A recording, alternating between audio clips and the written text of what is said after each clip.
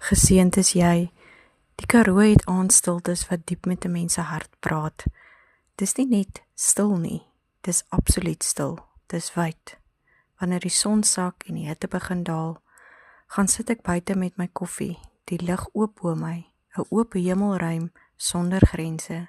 Hier hoor jy jou eie asem, jy hoor 'n skaap in die verte bler, jy hoor die wind wat sag teen die draad waai, en tog voel dit asof die stilte harder praat as enige geraas.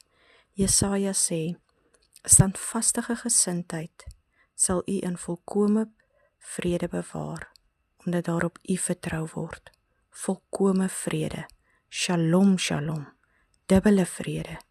Nie oppervlakkige rus nie, maar diep gevestigde stabiliteit. God beloof nie 'n lewe sonder wind nie. Hy beloof nie 'n hemel sonder storms nie. Hier in die Karoo weet ons van wind, van nagte waar dit huil om die hoeke van die huis. Maar ek kyk na die wimpomp teen die skemerlig. Hy staan, hy beweeg, maar hy bly, want hy's geanker.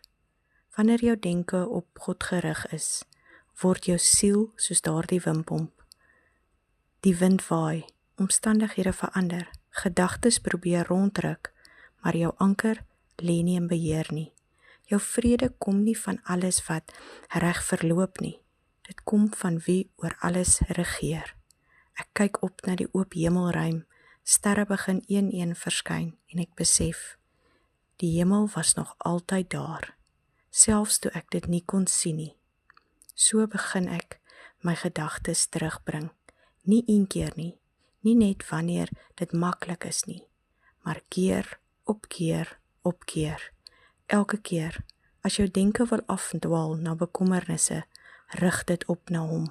En in die wyte van die aandlig vind ek dit weer, daardie absolute stille, dubbele vrede.